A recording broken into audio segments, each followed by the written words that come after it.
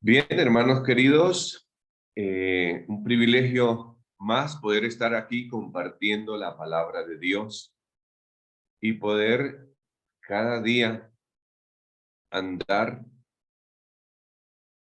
por la gracia divina.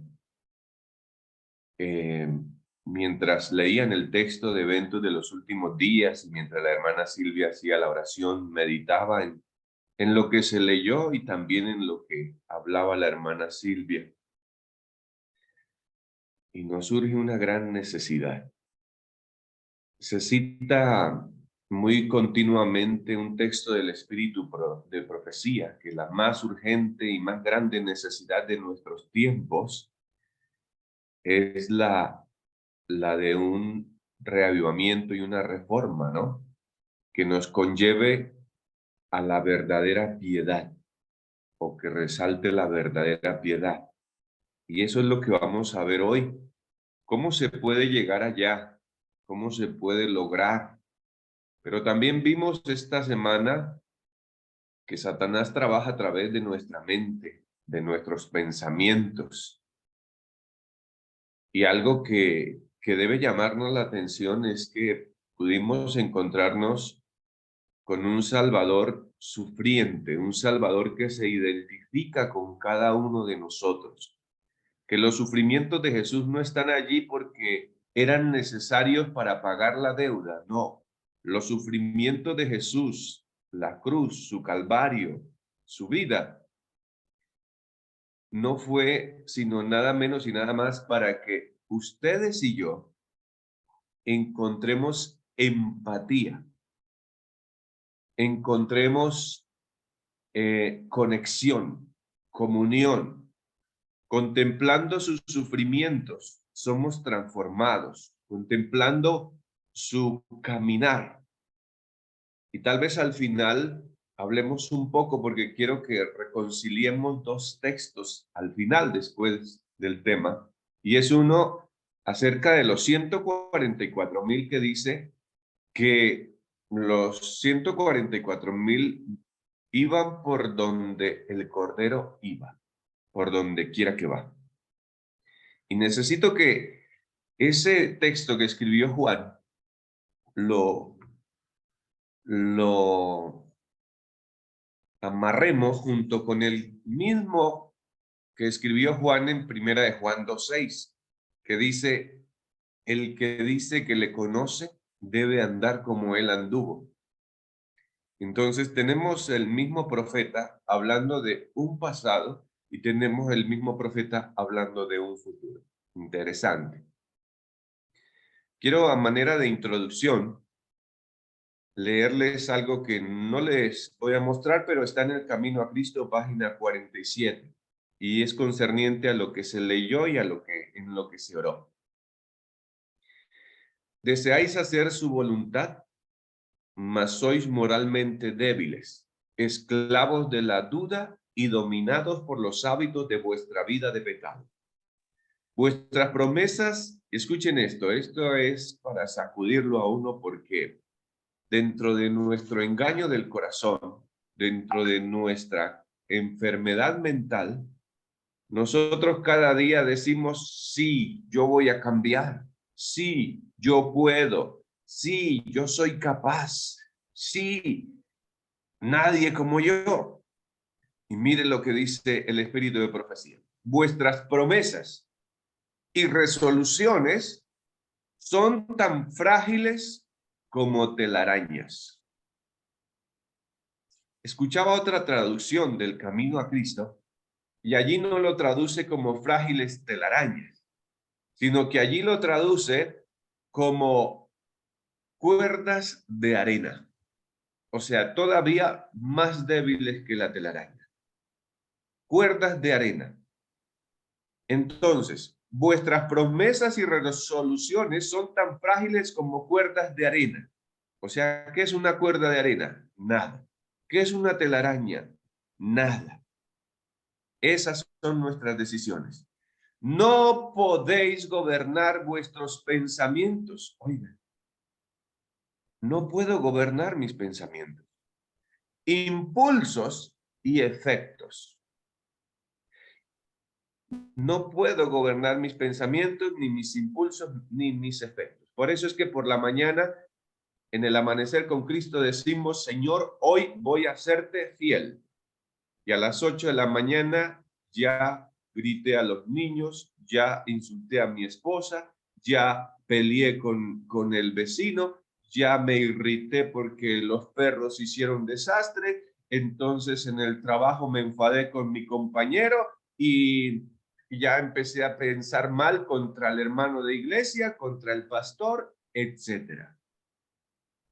No podéis gobernar vuestros pensamientos, impulsos y afectos. El conocimiento de vuestras promesas no cumplidas y de vuestros votos quebrantados, escuchen, debilita la confianza que tuvisteis en vuestra propia sinceridad y os induce a sentir que Dios no puede aceptaros, mas no necesitáis desesperar.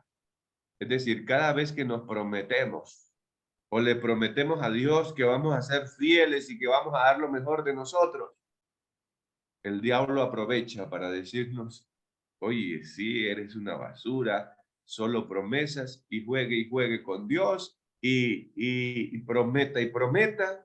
Yo sé que tal vez es el caso de alguno de ustedes, que ya no voy a pecar más, que ya voy a abandonar eso y resulta que son telas de araña, resulta que son cuerdas de arena, no tienen fundamento, no tienen resistencia, no aguantan nada y por eso vivimos nuevamente en nuestro pecado, en nuestro ciclo de pecado y perdón, y dele que dele, y dele que dele, y ahí. Y entonces, ¿hasta cuándo, hermanos? Lo que debéis entender es la verdadera fuerza de la voluntad. Esta es el poder gobernante de la naturaleza del hombre, la facultad de decidir o escoger. Mire, qué bonito. ¿Cuál es la fuerza de la voluntad? El libre albedrío que llamamos, el poder de elegir o decidir. Esa es la fuerza de la voluntad. Es lo que Dios nos dejó, es lo que el diablo no puede violentar y que tenemos como herramienta para poder ser libres y sanos en el poder de Cristo. Este es el poder gobernante de la naturaleza del hombre, la facultad de decidir o escoger. Todo depende de la correcta acción de la voluntad. Dios dio a los hombres el poder de elegir. A ellos les toca ejercerlo. No podéis cambiar vuestro corazón. Escuchen, no puedo cambiar mi corazón. Y ahorita vamos a ver algo interesante. Ni dar por vosotros mismos sus afectos a Dios. No es que, ay, yo amo a Dios, expertos en hablar cosas baratas. Yo te amo, Señor. Yo te amaré por siempre. Eres lo más hermoso que me ha podido pasar en la vida. ¿De dónde sale eso? De aquí. Y esto está enfermo. Esto está engañado. Son cuerdas de arena. Son telarañas.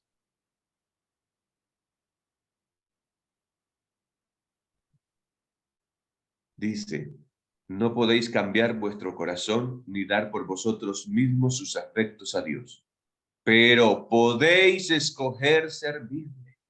Podéis darle vuestra voluntad para que Él obre en vosotros tanto el querer como el hacer según su voluntad. O sea, todo lo hace Dios. Yo solamente tengo que decirle, Señor, aquí estoy, yo quiero contigo.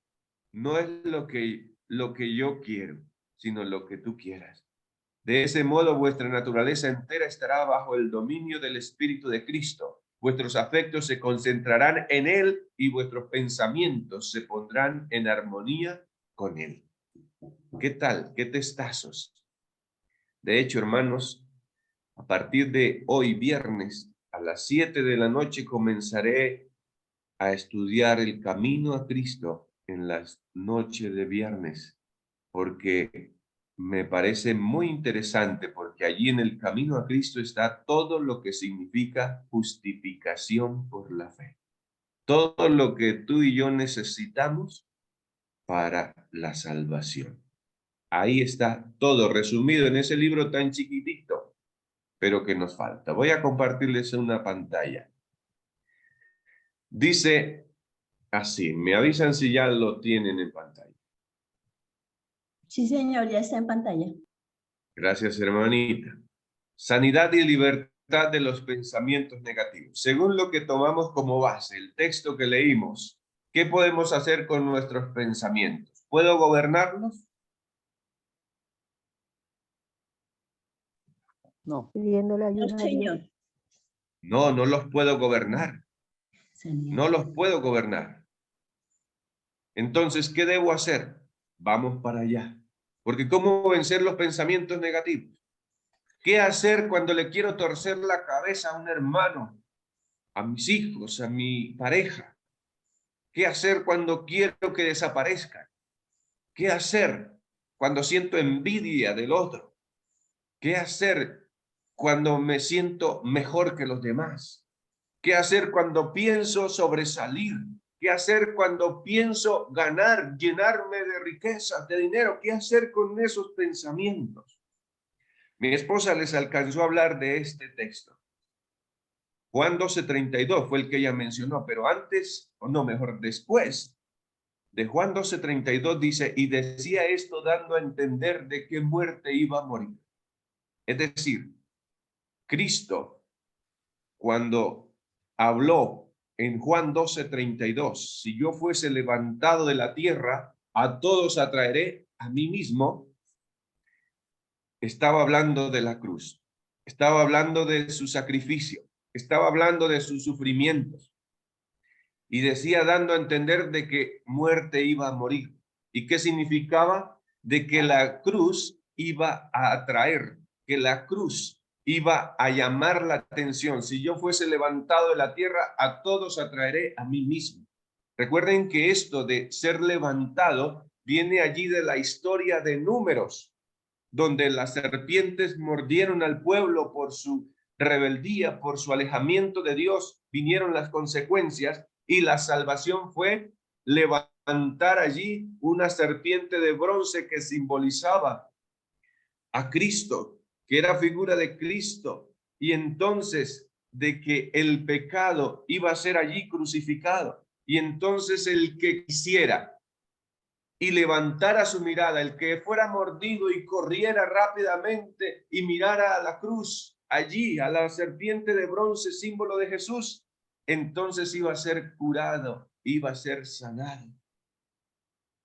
Este texto proviene de allí. Y si yo fuese levantado de la tierra, todos atraeré a mí mismo. ¿Qué está diciendo? Que Cristo necesita ser levantado en estos tiempos, en sus sufrimientos, en sus angustias, en sus dolores. Porque lo que cambia, lo que transforma es el Espíritu Santo, pero el Espíritu Santo nos lleva a contemplar la vida de Jesús. Por eso Juan dijo, el que dice que le conoce debe andar como él anduvo.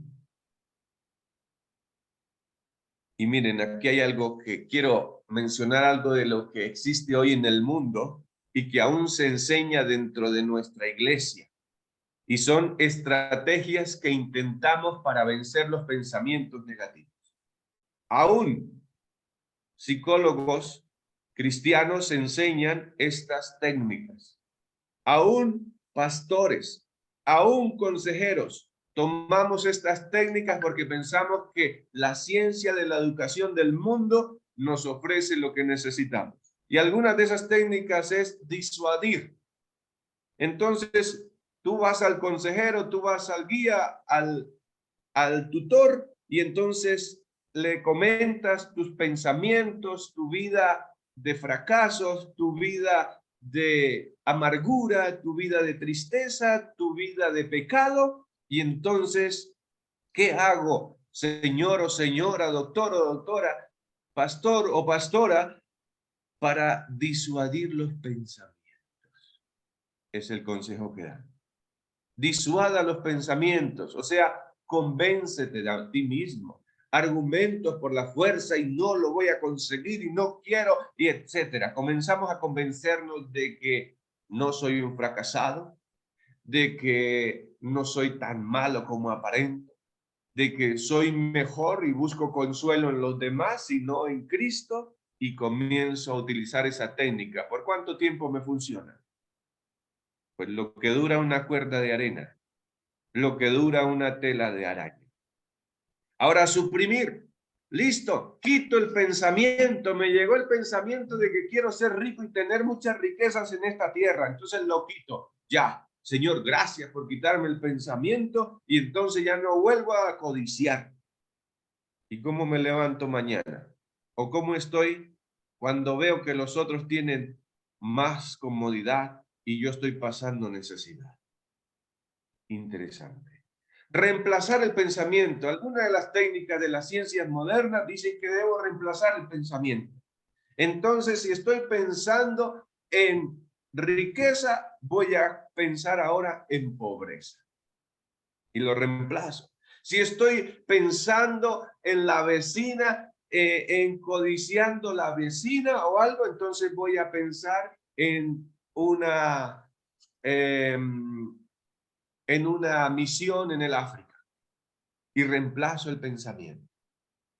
¿Funcionará?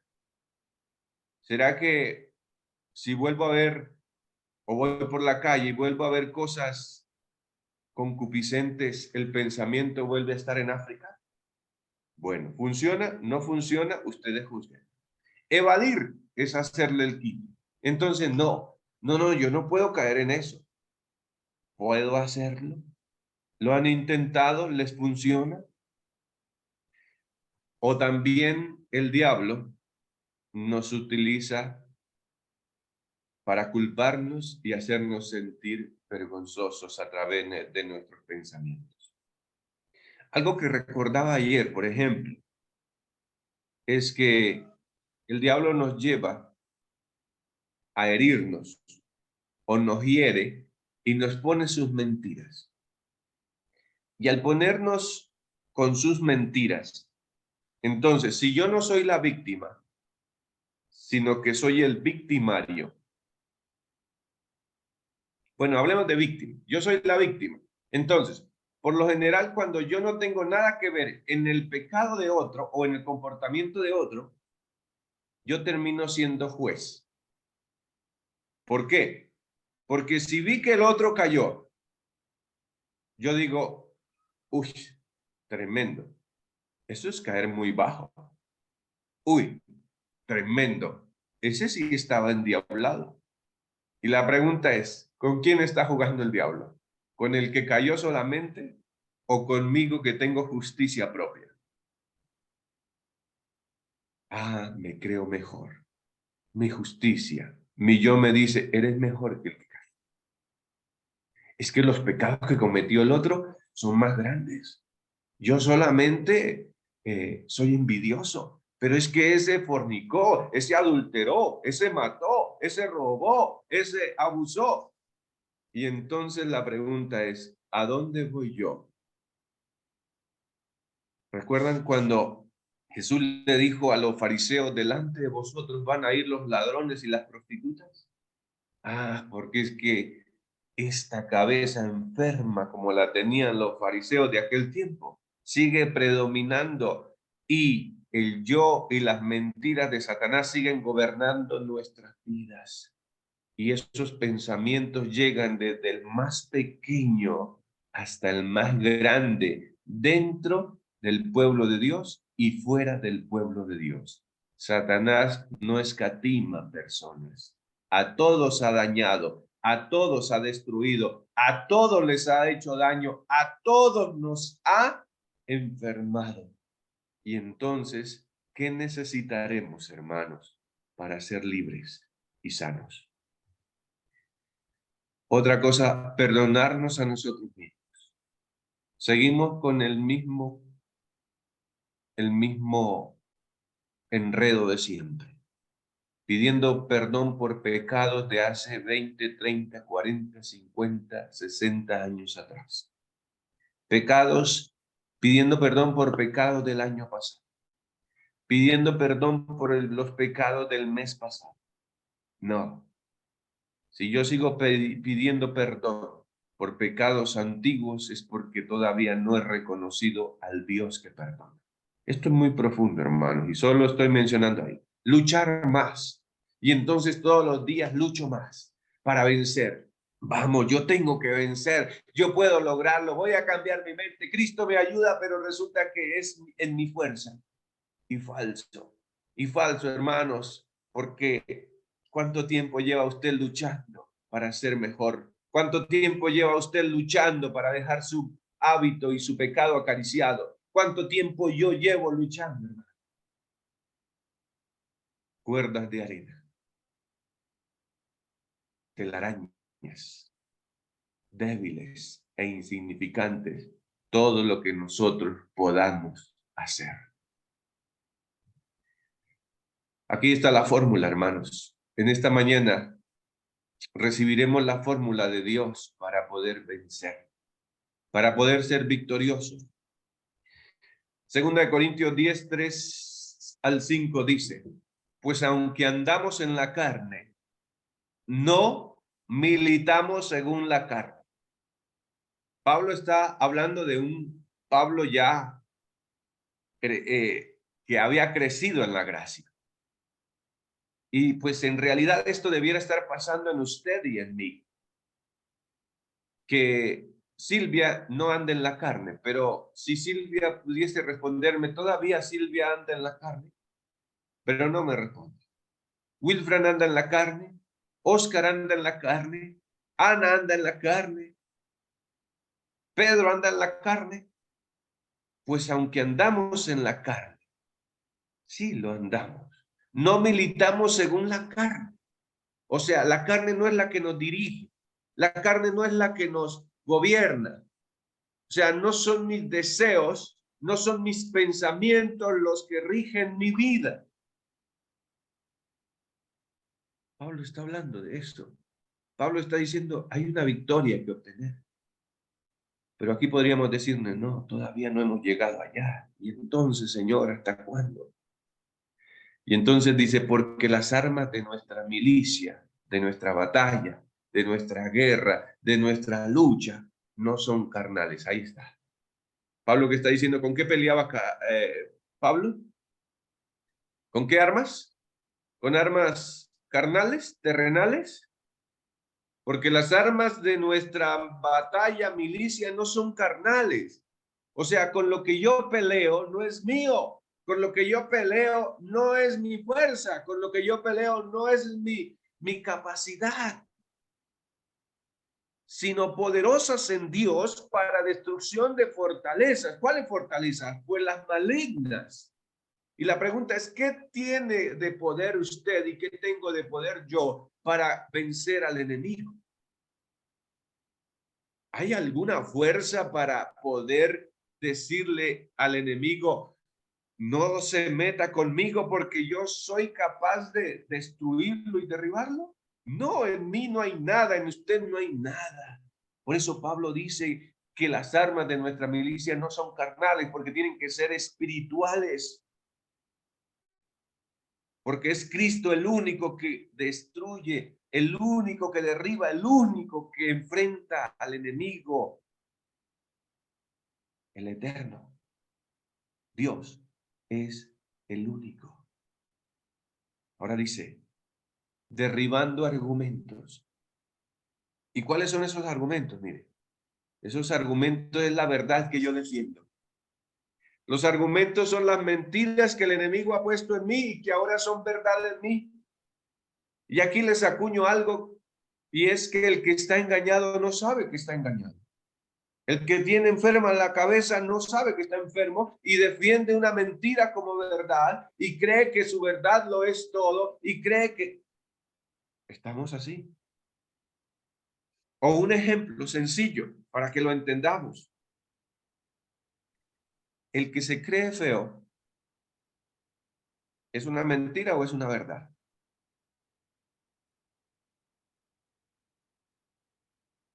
Es una verdad, aunque sea una mentira. Ejemplo, el enemigo pone la mentira, eres feo, eres fea, no eres agraciado, no eres tan bonita, nadie te va a mirar. Y la pregunta es, ¿sigue esa persona creyendo en su vida que no es agraciada, que no es bonita, que no tiene buena apariencia? Su vida sigue girando en derredor de eso. Vayamos a los adolescentes de hoy. Nosotros pasamos por ahí, pero los que tienen hijos adolescentes y jóvenes lo van a ver. Pasan en el espejo contemplándose a ver cómo derriban esa mentira que ahora es verdad. Esos son los argumentos del diablo, porque es que cuando yo le creo la mentira al diablo, se convierte en verdad en mí. Entonces yo soy feo y actúo como feo, me visto para hacerme ver bien porque yo me siento feo o fea. Y resulta que ante los ojos de Cristo y su sacrificio en la cruz, la pregunta es, ¿será que Silvia puede ser fea? ¿Será que Wilfran puede ser feo? A la luz de la cruz, ¿quién es feo y quién es bonito? A la luz de la cruz, ¿quién vale y quién no vale? A la luz de los sufrimientos de Jesús, de la deuda que pagó por mí, ¿cuándo pierdo mi valor? Jamás, porque es a la luz del sacrificio de Jesús. Yo valgo, yo soy bonito, yo soy especial. A la luz de los sacrificios de Jesús, de los sufrimientos de Jesús, yo todo lo puedo en Él. Yo soy capaz en Él. Yo soy inteligente en Él.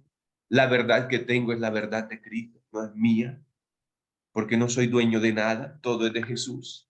Entonces comienzo a tener mi papel como un papel de una criatura y no como el del Creador.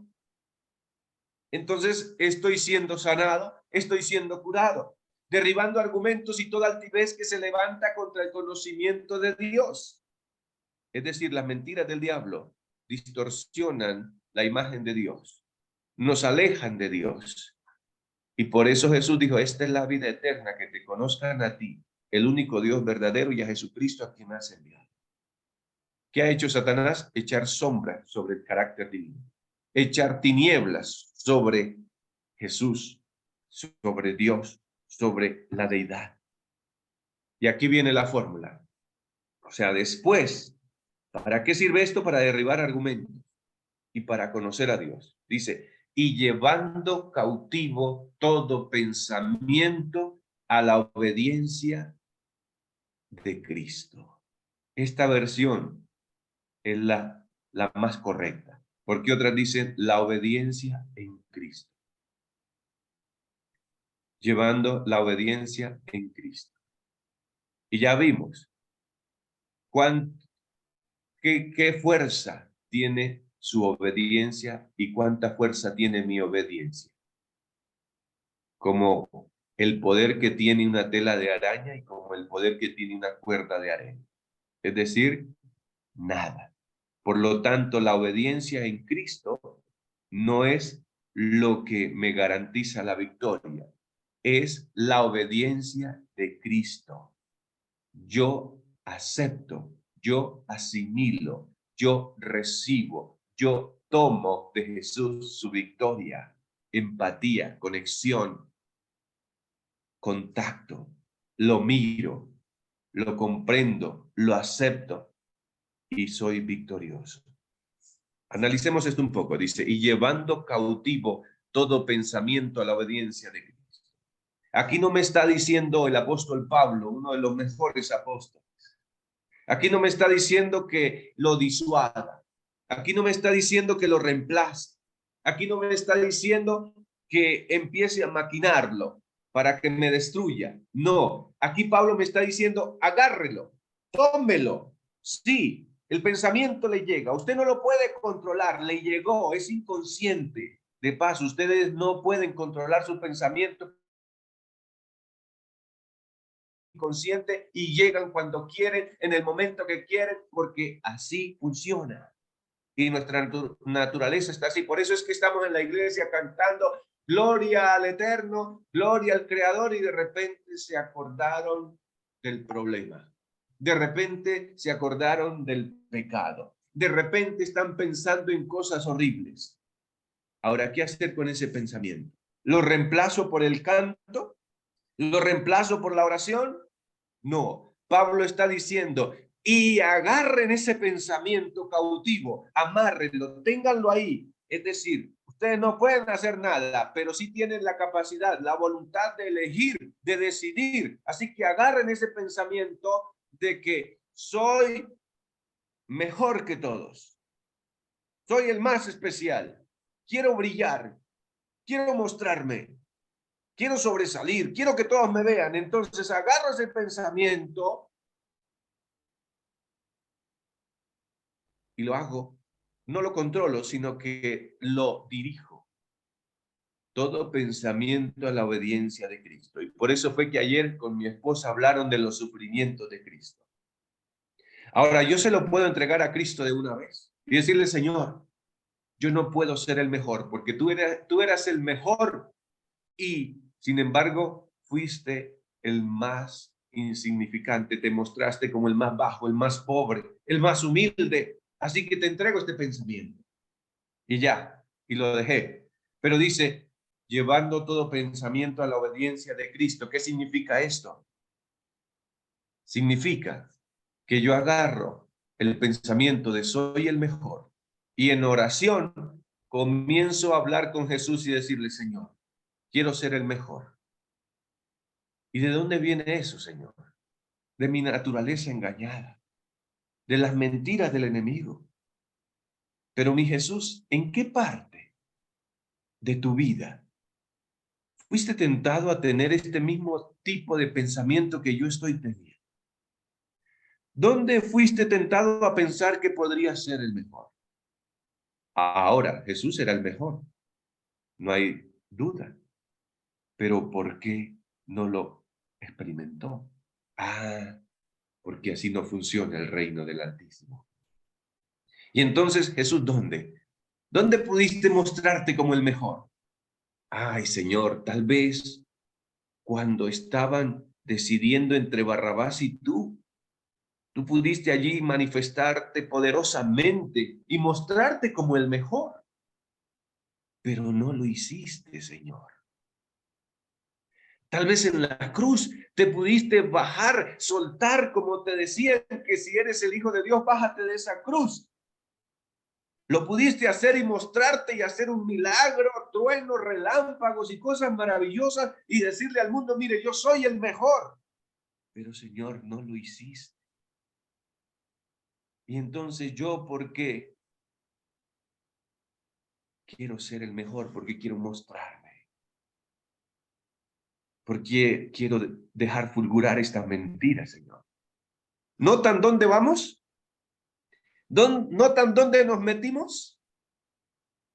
En una conversa con Jesús, en una interacción con la vida de Jesús, en una empatía, en una comunión en la vida de Jesús. Y entonces el pensamiento malo que me llegó lo convertí en la oportunidad de ir a la vida de Jesús, a los sufrimientos de Jesús, a las pisadas de Jesús y andar con él en mi pensamiento. Y termino orando. Y no reemplacé el pensamiento, no lo quité, no lo disuadí, no lo reemplacé, no, sino que se lo llevé a Jesús. Y la pregunta es, ¿cómo salgo después de haberme intronizado en los sufrimientos y en la vida de Jesús? ¿Desapareció el pensamiento? Sí.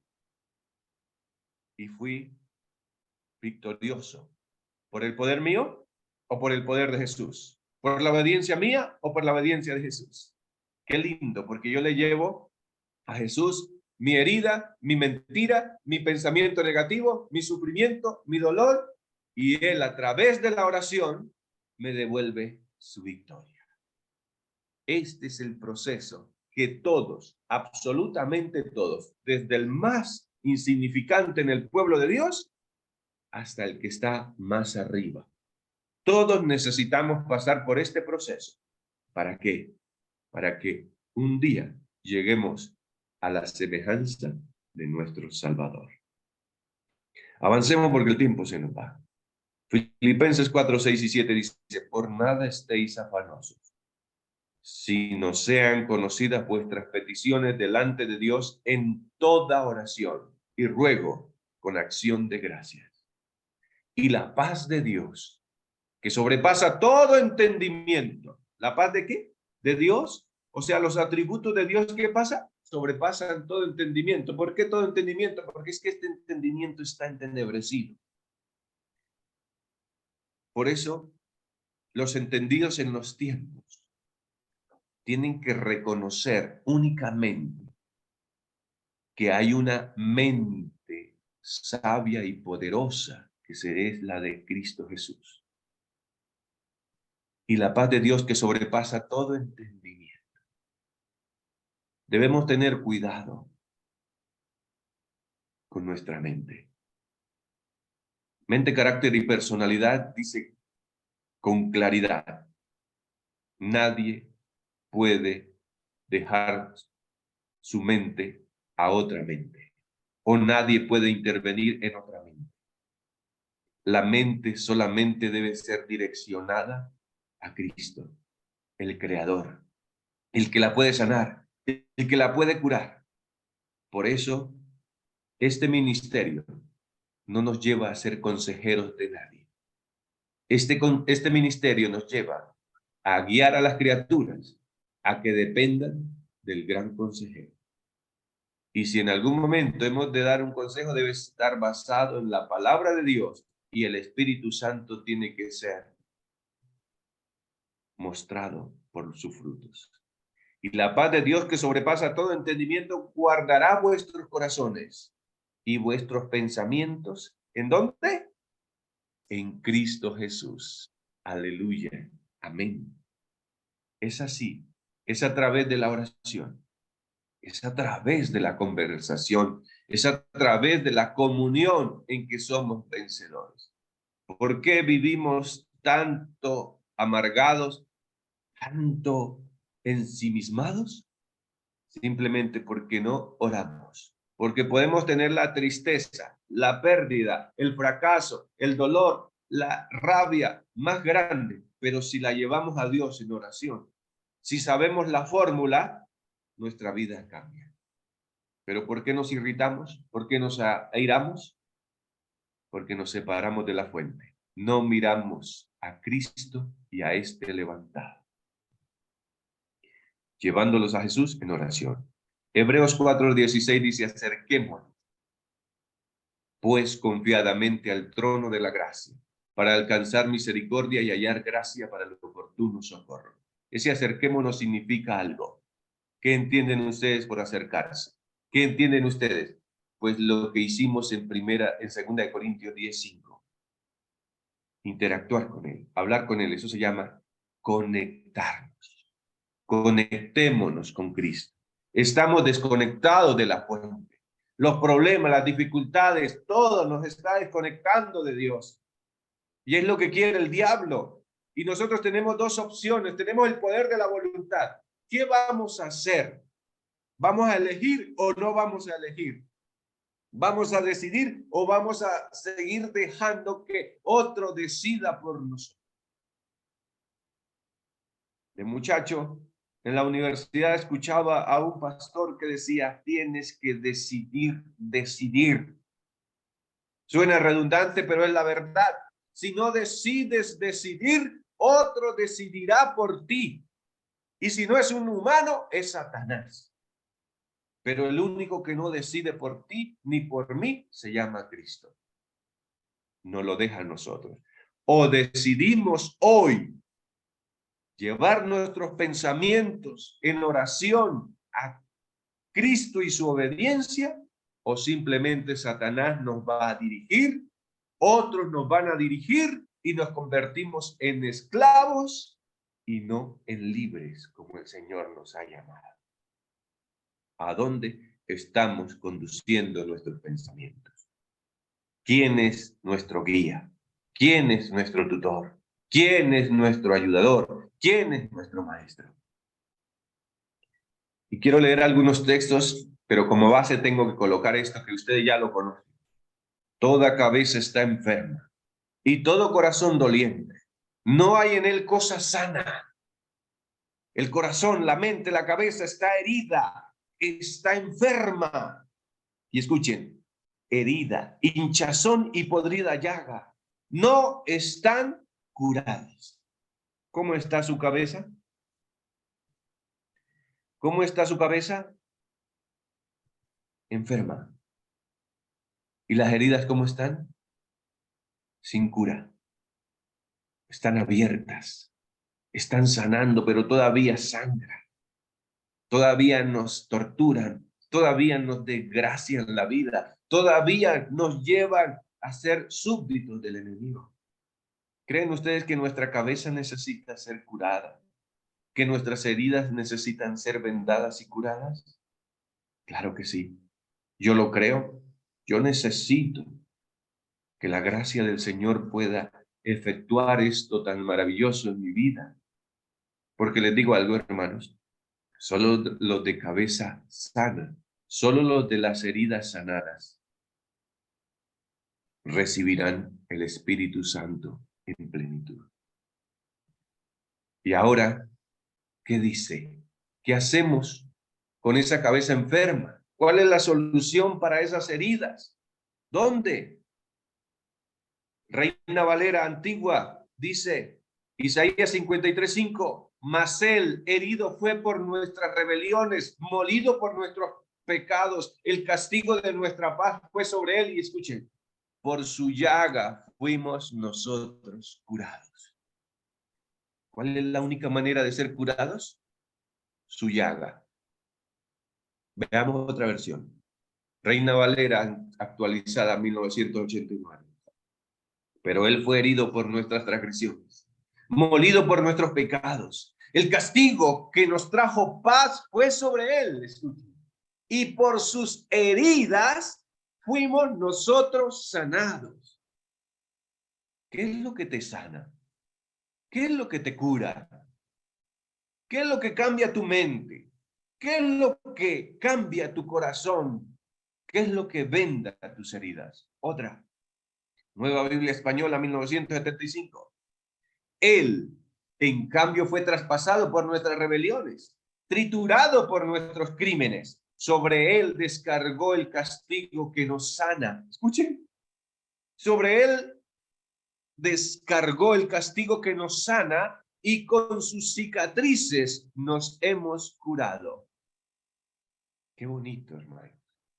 ¿Saben qué significa esto? Esto significa sanidad y libertad. Esto significa salvación. Esto significa redención. Esto significa muchas cosas. Ahora,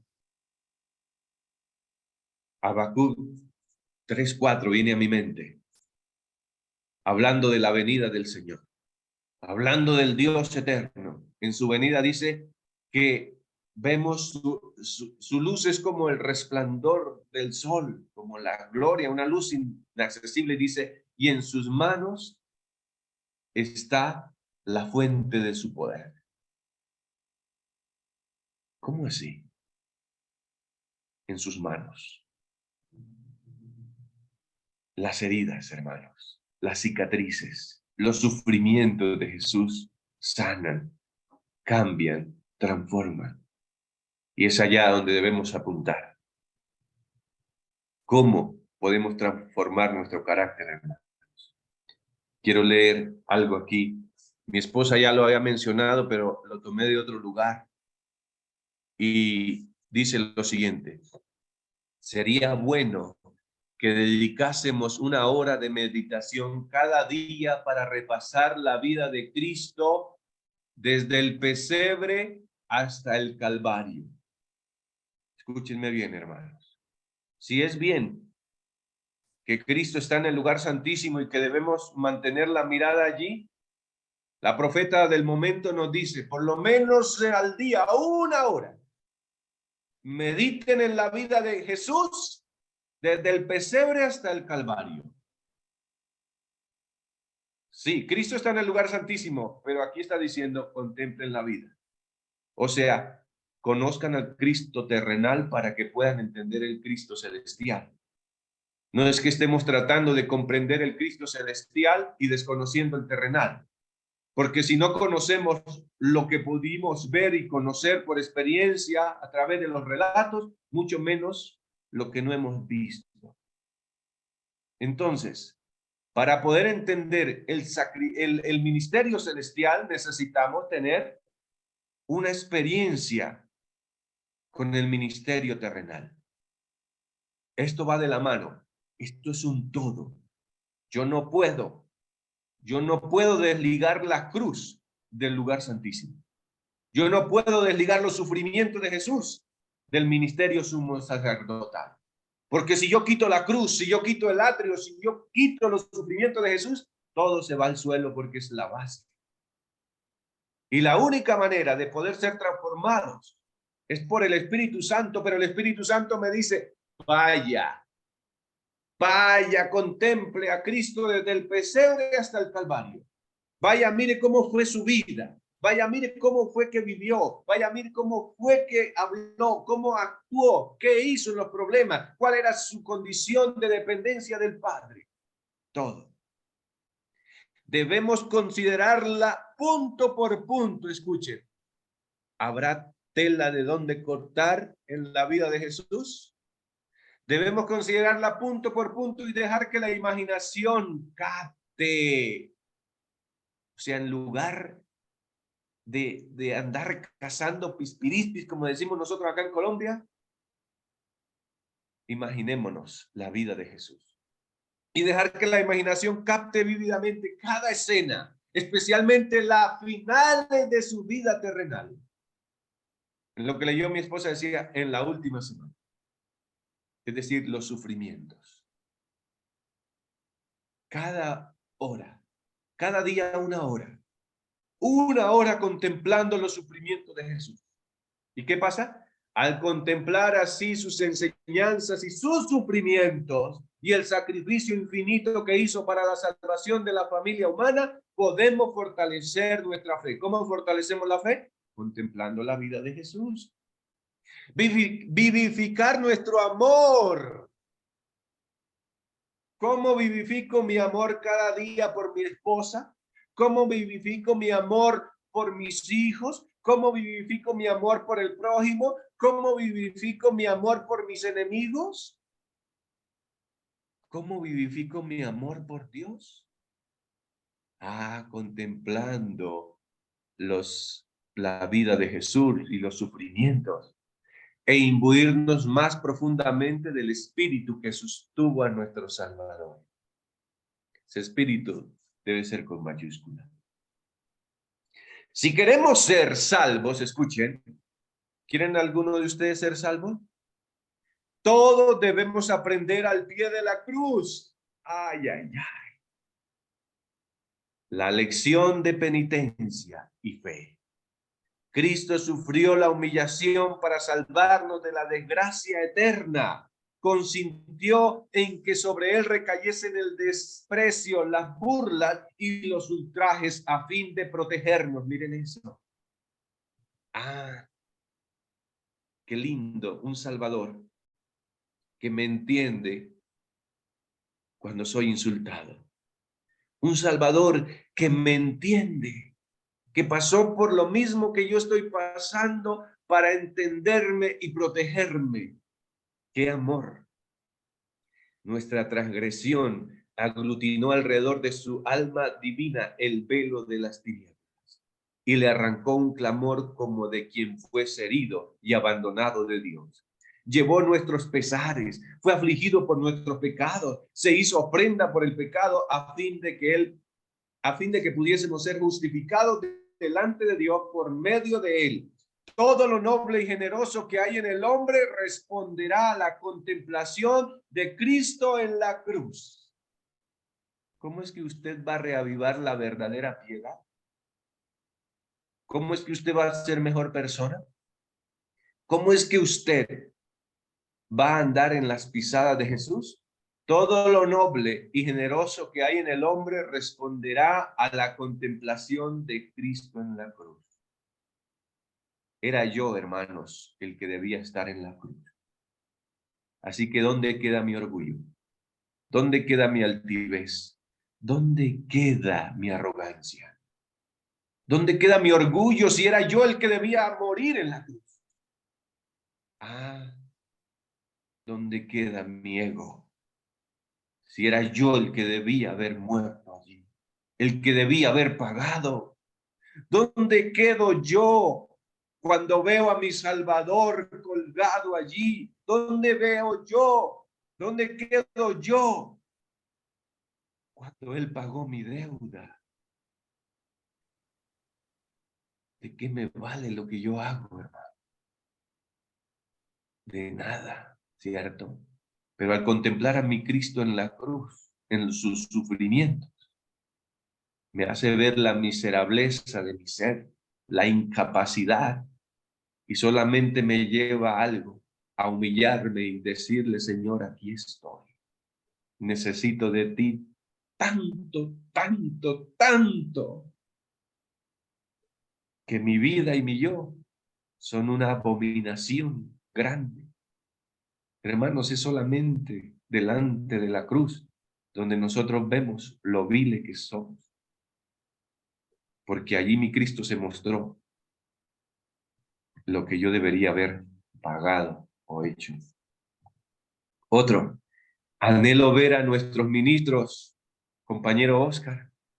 Esto es para usted y para mí, pero también para todos, hermanos, porque todos somos ministros, somos real sacerdocio, no se laven las manos, a todos nos toca, pero debería estar pasando esto en las filas pastorales. Anhelo ver a nuestros ministros espaciándose más en la cruz de Cristo, mientras sus propios corazones se enternecen y subyugan ante el amor incomparable del Salvador, quien realizara el sacrificio infinito. ¿Qué es lo que va a hacer la cruz con nosotros?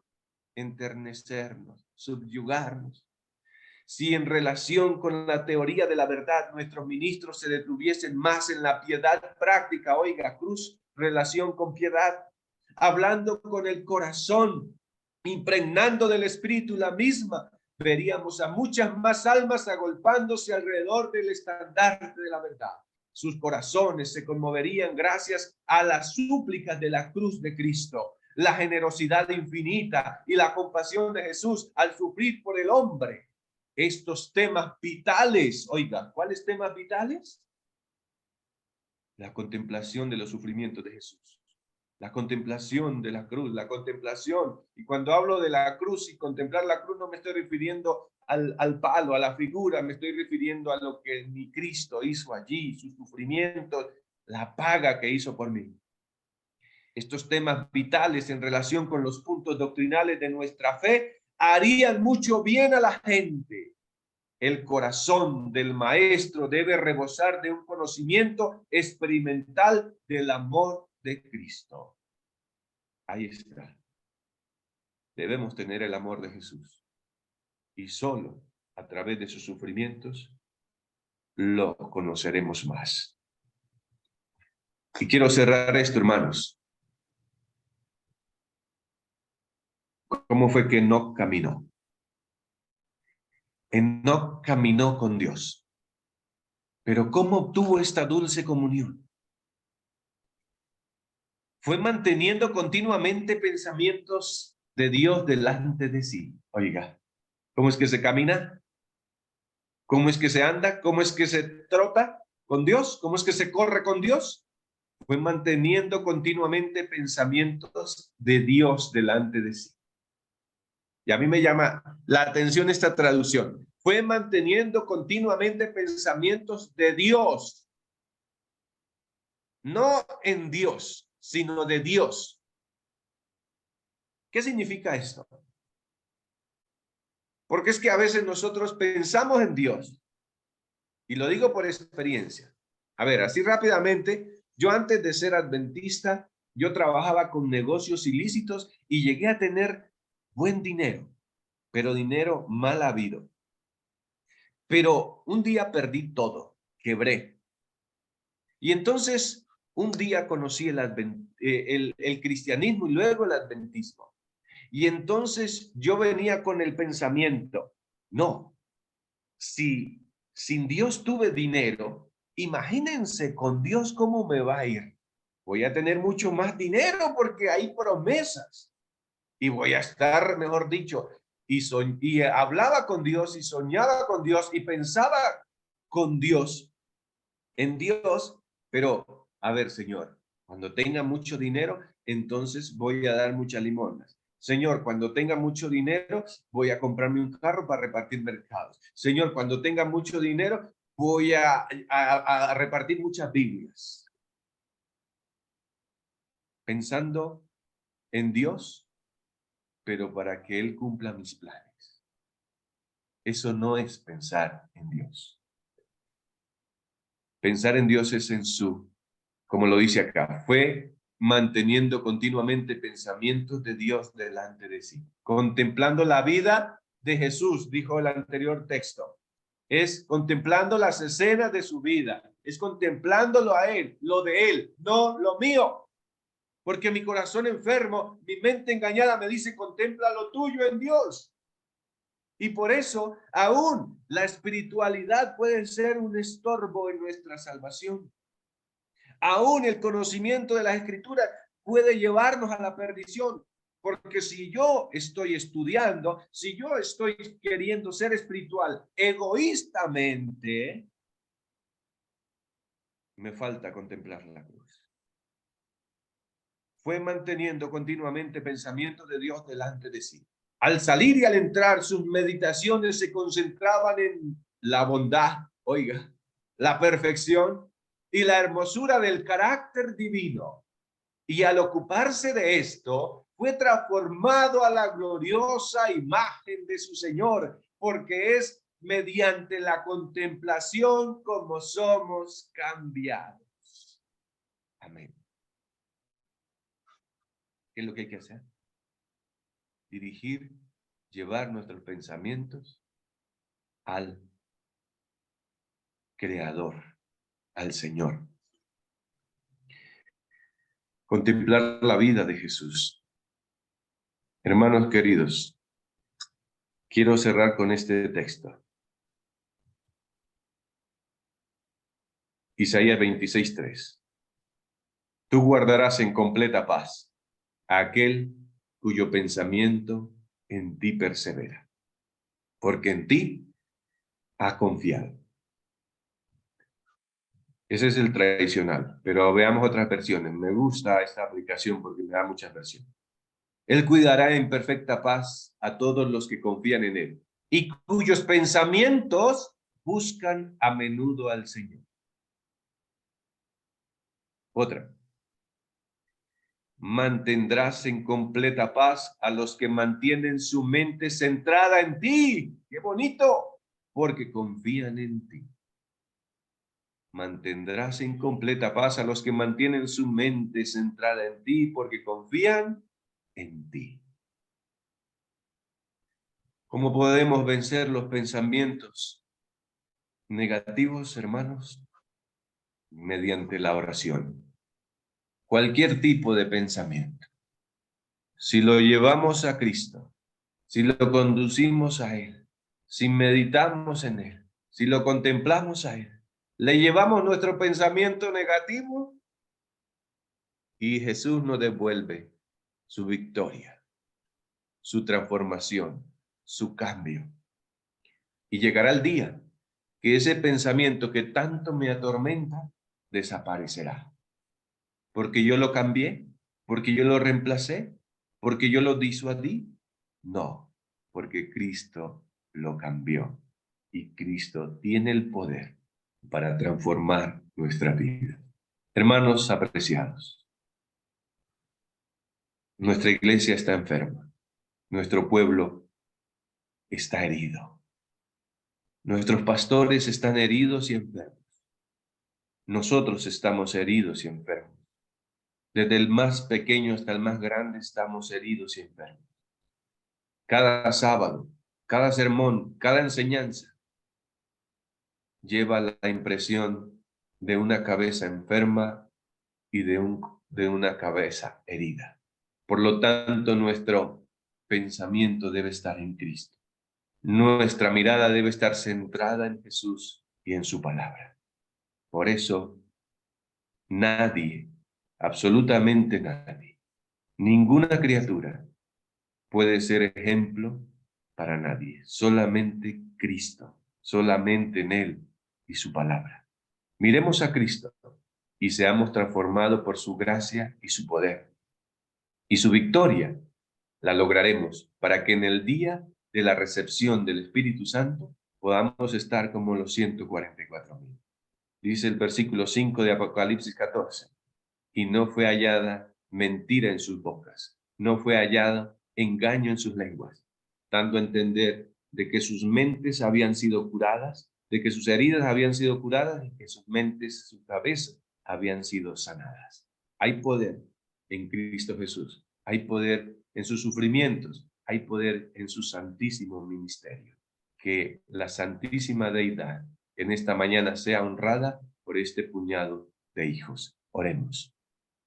Amén. Señor bendito, maravilloso Padre, eterno Dios, Redentor, maravilloso, Consolador, excelso. Gracias, Señor, porque depositan sus intereses en nosotros. Viles y menospreciados, insignificantes, necios, pero han hecho lo maravilloso de la salvación. Porque nuestro Cristo vino a buscarnos y a salvarnos porque estábamos perdidos. Señor, aquí estamos hoy, dentro de tu iglesia, pero necesitados de un Salvador. Por favor, manifiéstate, Señor. El tiempo se acaba y tal vez nuestro afán nos dice que nos falta mucho, pero tú conoces el tiempo. Necesitamos que nos ayudes a elegir estar ahí, dispuestos, estar ahí, en guardia, no esperando hacer algo por ti, sino esperando que te dignes a usarnos y a tener piedad de nosotros y usarnos en un momento solemne como en el que vivimos. Padre, no tenemos nada que ofrecerte, solamente este corazón engañado y perverso. Tómalo, Señor. Nos lo reclamas. De acuerdo a la promesa, dame, hijo mío, tu corazón. Aquí está, Señor, un corazón enfermo, un corazón herido, un corazón lleno de mentiras. Pero te lo entregamos, Señor, porque es tuyo y te pertenece. Está deteriorado, está acabado, está arruinado. Pero maravilloso alfarero tenemos. Maravilloso, Señor. Cambia este corazón de piedra por uno de carne. Cambia este de tinieblas por uno de luz. Señor, nuestras decisiones son telas de araña, cuerdas de arena, no valen nada.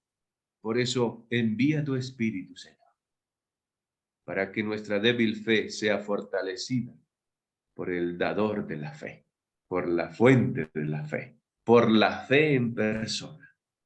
Gracias, Señor, por escucharnos. Bendice este grupo maravilloso que quiere ser como tú, al igual que yo, Señor. Por favor, acompáñanos y muévenos con tu espíritu. Gracias por escucharnos y perdona todo lo malo que hemos hecho y todo lo malo que he dicho, Señor, que no está conforme a tu voluntad. Y permite que lo poco bueno que haya salido de mi boca tenga la aprobación del cielo y pueda dar fruto para la vida eterna, primeramente en mí y en mis hermanos también. Gracias, Señor, por escucharnos y acompáñanos en este día. En el nombre de nuestro Señor Jesucristo. Amén.